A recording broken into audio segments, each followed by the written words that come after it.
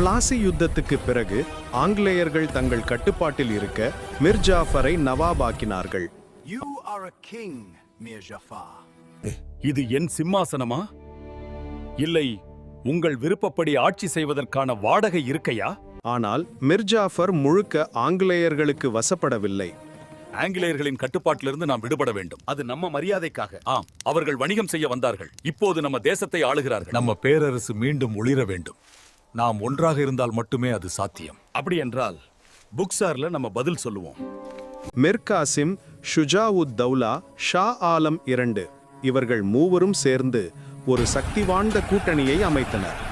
1764 October 22 புக்சார் மைதானம் முழுக்க புகையிலும் சத்தத்திலும் மூழ்கிறது. ஆனால் கூட்டணி படைகளுக்கு ஒற்றுமையில், அதுதான் அவர்களது பலவீனம். புக்சார் யுத்தத்தில் ஆங்கிலேயர்கள் முழுமையான வெற்றி பெற்றனர்.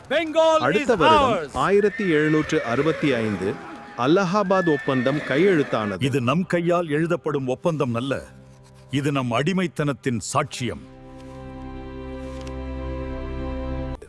இப்போது ஆங்கிலேயர்கள் இந்தியாவின் நிதி அதிகாரத்தையும் அரசியல் கட்டுப்பாட்டையும் பெற்றனர். இங்கிருந்துதான் ஆரம்பமானது இந்தியாவின் ஆங்கிலேய ஆட்சி.